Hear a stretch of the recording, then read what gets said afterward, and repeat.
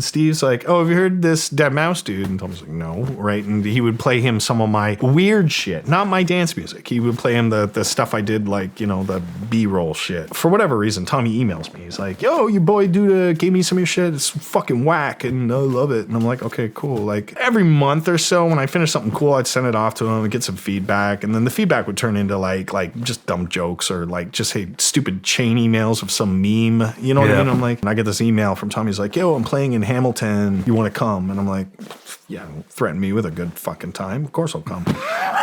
Bleach tip douchebag looking dude fucking finds me and he's like, hey, you Joel, right? And I was like, yeah. He was like, oh, Tony. I'm like, oh, hey man, nice to meet you. He said, yeah, come on. So he walks me in through the loading bay and just takes me into like one of the locker rooms, and it's like just draped with like fucking hippie sheets, and it just reeks of Nag Champa. That's why I discovered that shit, by the way. The incense, right? Fucking Tommy's just sitting there, and I was like, oh, hey. And he's like, oh, dude. And he's like the nicest guy. The funny thing is that it was a locker room, right? But they just draped over the pissers, basically, right? With some bullshit just to make it look a little more homely or whatever. He's got this sound system that has got Figgy pushed in there for him so that he can, like, you know, kind of party before the show, which I thought was absurd. He had these contest winners, like, kind of shuffled into the room, and they're losing their fucking minds. I'm just kind of just like witnessing it at this point. I'm not like shivering in a corner. I'm just like, this is so bizarre, man. Like, what am I doing here? How did this happen? While I'm in that thought, a younger girl came in, like, I mean, like 15, 14 maybe, and her, I would assume, mother. They're all sitting around, and the mom is just kind of like me. We're just like, what the fuck is going on in here? You know what I mean? And Tommy's just like partying. So I'm sitting down, and there's this like little table here. I'll never fucking forget this. He just kept putting beers in front of me, like Coronas. So I'm like drinking a beer. He's sitting beside me. He stands up and says, watch this. He takes the empty bottle,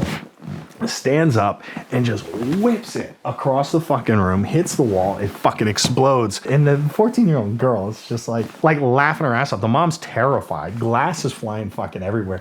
And he starts handing me, and he's like, do it. And I was like, bro, like, come on, man. That was like literally my very first rock and roll moment. Just fucking whip it, man. We're like whipping these empty Corona bottles down the fucking hall. I'm thinking, like, see, like anyone else, me especially, like in any other circumstance, I'd get arrested for this shit.